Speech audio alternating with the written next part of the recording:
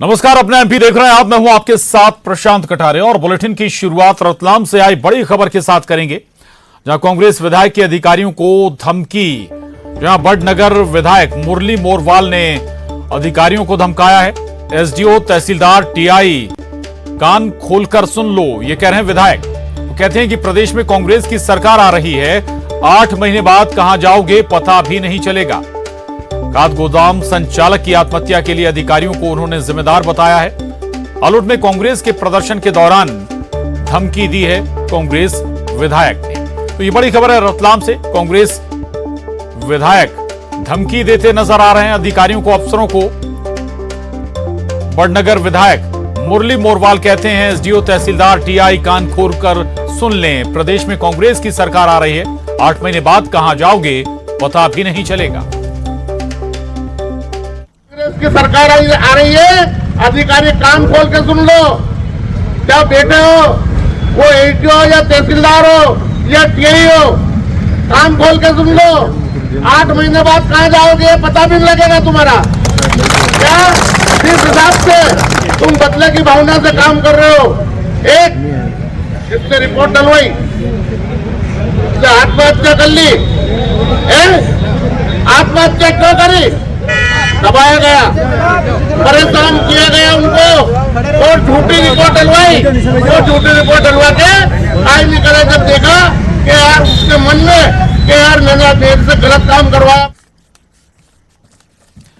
और सुधीर जैन, न्यूज 18 संवाददाता रतलाम से हमारे साथ जुड़ गए हैं। सुधीर, अब खुलेआम तौर पर, सीधे तौर पर धमकी दी जा रही है अधिकारियों को, अफसरों को, लूटकांड का जिक्र भी कर रहे हैं, अधिकारियों को जिम्मेदार ठहरा रहे हैं।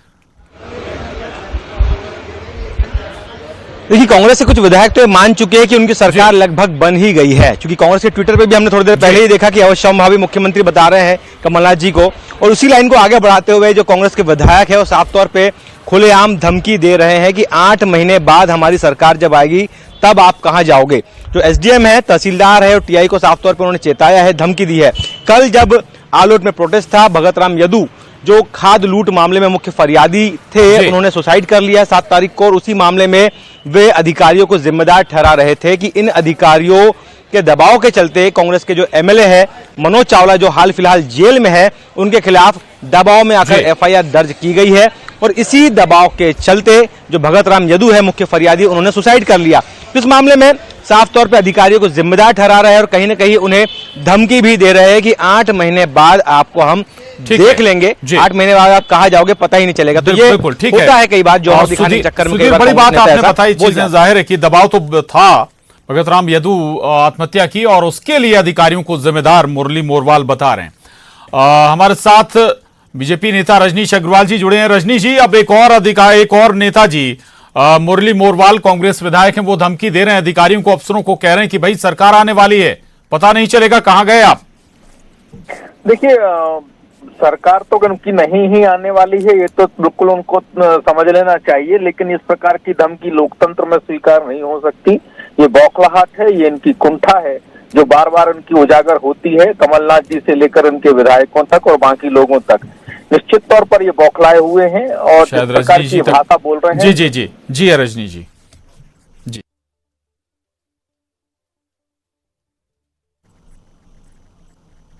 ठीक है, कंटिन्यू रजनी जी। जी, मैं कह रहा हूं कि कांग्रेस के कार्यकर्ता और कांग्रेस के जनप्रतिनिधि लगातार कुंठित हो रहे हैं और कुंठा में इस प्रकार की भाषा बोल रहे हैं जो भाषा न कानून सम्मत है, न नैतिक है, न ही राजनीतिक तौर पर उचित ठहराई जा सकती है। ये इनके जिस प्रकार हताशा है वो हताशा उजागर हो रही है, इस प्रकार की भाषा स्वीकार नहीं की जा सकती। बिल्कुल। तो एक और महत्वपूर्ण बात, जो भगत राम यदू जिसने सुसाइड कर लिया, गोदाम संचालक था, फरियादी था, और मनोज चावला कांग्रेस विधायक हैं, लूटकांड के मुख्य आरोपी हैं इस पूरे मामले में, अब इस पर भी अधिकारियों को जिम्मेदार ठहरा रहे हैं। नहीं, मैं पहले भी कह चुका हूं कि कांग्रेस अराजकतावादी हो चली है। कांग्रेस जिस प्रकार की टुकड़े टुकड़े गैंग देश में काम करती है, उसी प्रकार की उद्दंडतावादी गतिविधियां मध्य प्रदेश में भी लगाना चाहती है, ये स्वीकार नहीं की जा सकती हैं। लोकतंत्र में कानून से देश चलेगा, प्रदेश चलेगा। ये इनकी मनमर्जी से नहीं जी। चलेगा और अधिकारियों ठीक है। को कोसने का काम बंद करें। ठीक, चलिए शुक्रिया रजनी जी न्यूज 18 से बात करने के लिए। हालांकि इस मसले पर हम कांग्रेस से भी रिएक्शन लेना चाहते थे। अजय सिंह यादव जी कोशिश की, लेकिन उन्होंने बात करने पर इस मसले पर मना कर दिया। चूंकि मुरली मोरवाल कांग्रेस विधायक हैं, वो अब अधिकारियों को सीधे धमकी दे रहे हैं। अगली खबर का रुख करेंगे। कांग्रेस के अंदर भावी मुख्यमंत्री को लेकर मचे घमासान के बीच सोशल मीडिया में नया अभियान शुरू हो गया है। कमलनाथ को भावी मुख्यमंत्री की जगह अब अवश्यम भावी मुख्यमंत्री बताना शुरू हो गया है। एमपी कांग्रेस के ट्विटर अकाउंट से कमलनाथ को मध्य प्रदेश का अवश्यम भावी मुख्यमंत्री प्रचारित किया जा रहा है। ये बड़ी खबर है, अहम खबर है। कांग्रेस के अंदर भावी मुख्यमंत्री को लेकर मचे घमासान के बीच अब सोशल मीडिया में नया अभियान शुरू हुआ है।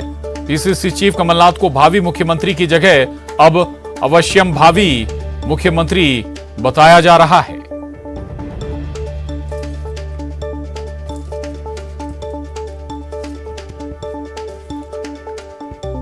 कमलनाथ को अवश्यम भावी सीएम बताने पर सीएम शिवराज ने तंज किया है। उन्होंने कहा है कि दिल बहलाने को ख्याल अच्छा है, और क्या कुछ कहा सुनाते हैं आपको।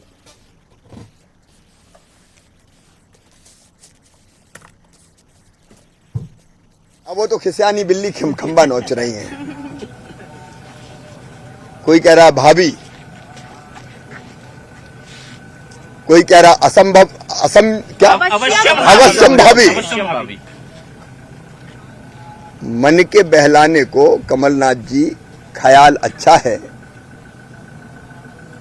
आपके दल के नेता ही कह रहे हैं कि कोई मुख्यमंत्री तय ही नहीं है, और जनता कह रही कि कांग्रेस की सरकार नहीं आना ये तय है।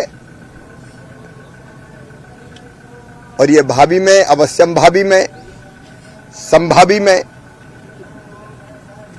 ये कांग्रेस की असली हालत है। कांग्रेस का धनी ढोरी आज देश में भी नहीं है, अनेकों राज्यों में भी नहीं है। अब मुझे कहने की जरूरत नहीं, कुछ सज्जन वर्मा कह रहे हैं, कुछ बाकी नेता कह रहे हैं। अब बाकी हाथ में तो कुछ है नहीं है, लठ चलाते रहें। ये कांग्रेस की असली हालत है मध्य प्रदेश। और मध्य प्रदेश में चुनाव से पहले सीएम शिवराज और कमलनाथ के बीच सवालों का वार शुरू हो गया है। सीएम शिवराज सिंह चौहान ने एक बार फिर कमलनाथ से सवाल पूछा है। उन्होंने पूछा कि कमलनाथ ने मिट्टी और बीज परीक्षण की निःशुल्क सुविधा देने और सिंचाई के साधनों की अनुदान की राशि बढ़ाई जाने का वादा किया था। कमलनाथ और कांग्रेस की 1.25 साल की सरकार ने मिट्टी और बीज का परीक्षण निःशुल्क नहीं किया और न ही सिंचाई के साधनों के अनुदान की राशि बढ़ाई। साथ ही कहा कि कमलनाथ ने सिर्फ 1.25 साल में कमीशन की सरकार चलाई। 1.25 साल कमीशन की सरकार चलाई। वल्लभ भवन में बैठ के केवल कमीशन वसूलने का पाप अगर किया था तो कमलनाथ जी और उनकी सरकार ने किया था, कांग्रेस की सरकार ने किया था। झूठे वादे उजागर करना मेरा धर्म है, क्योंकि वो सरकार ही झूठ की बुनियाद पर खड़ी थी। और अब फिर आसमान के तारे तोड़ के ला देंगे। पता नहीं कौन कौन से वादे वचन पत्र में किए जाएंगे।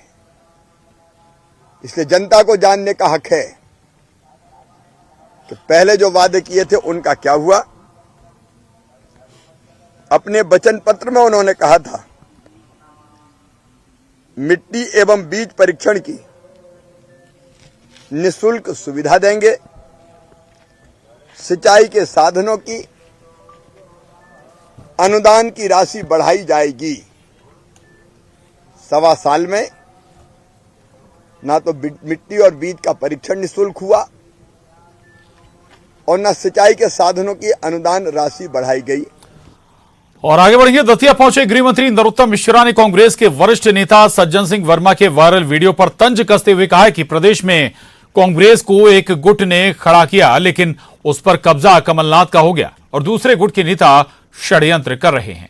अब सज्जन सिंह वर्मा को षड्यंत्र करने वाले नेताओं के नाम भी उजागर करने चाहिए।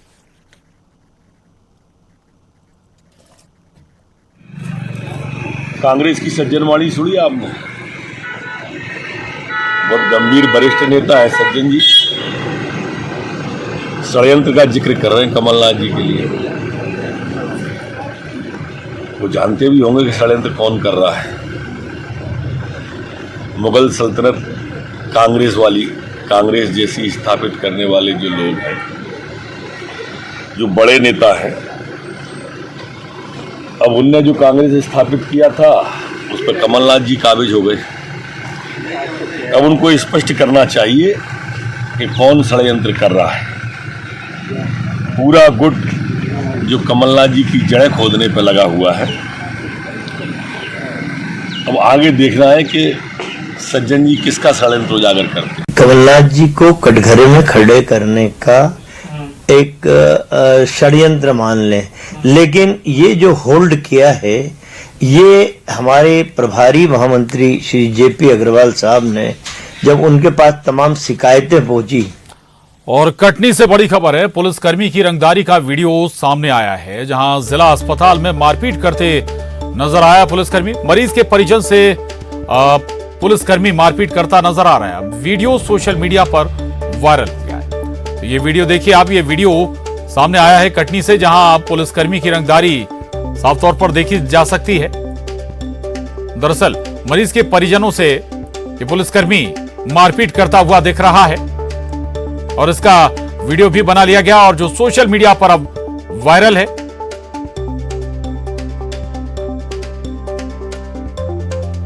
कटनी से ये वीडियो है।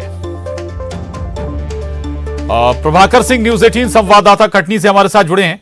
प्रभाकर, कौन है ये पुलिसकर्मी, क्या इसकी आइडेंटिटी? दूसरा ये कि महकमा खुद क्या कोई एक्शन ले रहा है किसके खिलाफ?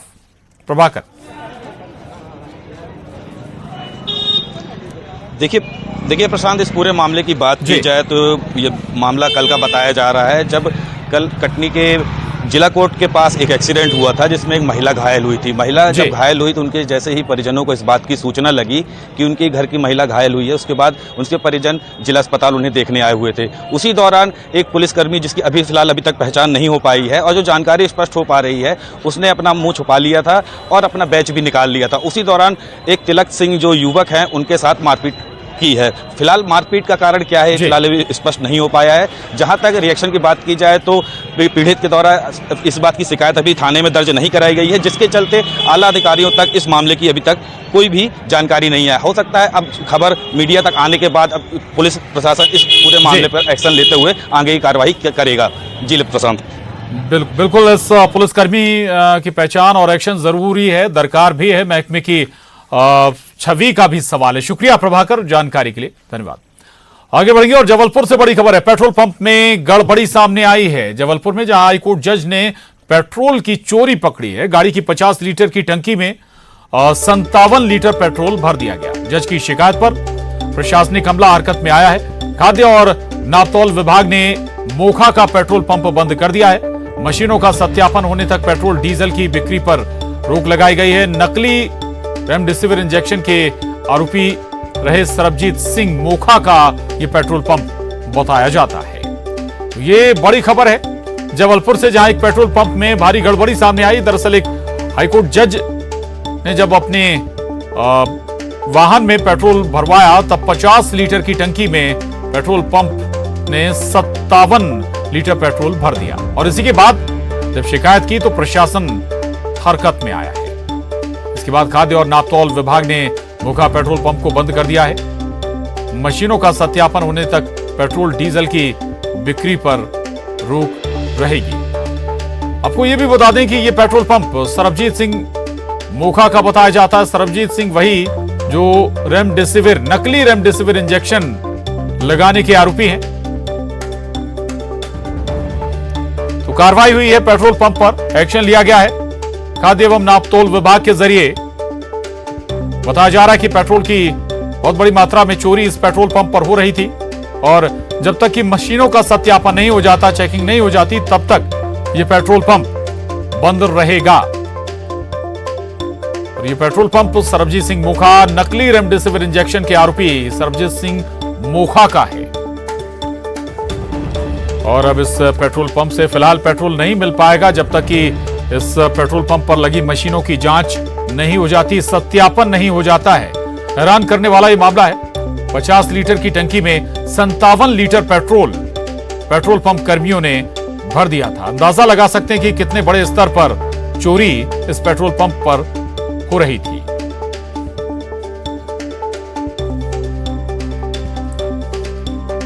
एक बार फिर बता दें आपको, ये पूरी खबर जबलपुर से है और इस मामले में एक्शन भी शुरू हो चुका है। खाद्य और नापतौल विभाग ने इस पेट्रोल पंप पर फिलहाल इस पर पेट्रोल सेल्स के पर रोक लगा दी है और जब तक कि इस पेट्रोल पंप पर लगी मशीनें चेक नहीं हो जाती, सत्यापन नहीं हो जाता, तब तक ये पेट्रोल पंप बंद रहेगा। और अगर चोरी पकड़ी जाती है, चोरी सिद्ध होती है, तो फिर आगे का एक्शन भी इस पेट्रोल पंप के खिलाफ हो सकता है। न्यूज़ 18 संवाददाता प्रतीक अवस्थी जबलपुर से हमारे साथ जुड़े हैं। प्रतीक, हैरान करता है 50 लीटर की टंकी में 57 लीटर पेट्रोल भर दिया जाए।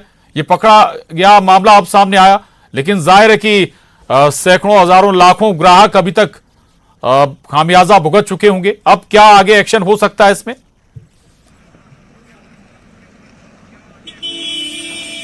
देखिए प्रशांत, बिल्कुल फिलहाल नापतोल विभाग अब मशीनों का सत्यापन कराएगा और सत्यापन कराए जाने पर अगर ये पाई जाती है कि मेजरमेंट कहीं ना कहीं गड़बड़ है तो बेशक एक बड़ी कार्रवाई यहाँ हो सकती है। लेकिन देखना होगा क्योंकि क्या मशीन में गड़बड़ी थी या फिर जो पेट्रोल कर्मचारी था वो कोई कार्यस्थानी करा करता था, जो भी है इस पूरे मामले की जांच अभी जारी है।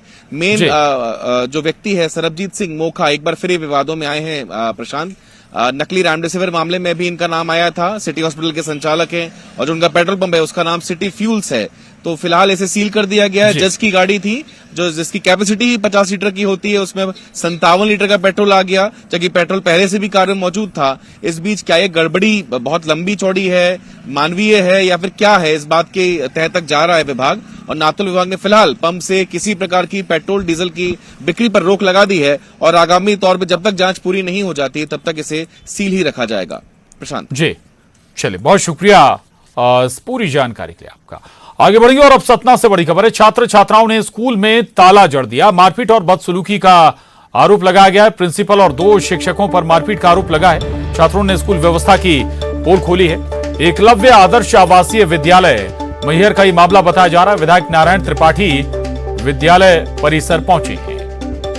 तो ये बड़ी खबर है सतना से, जहां छात्र छात्राओं ने स्कूल में ताला जड़ दिया।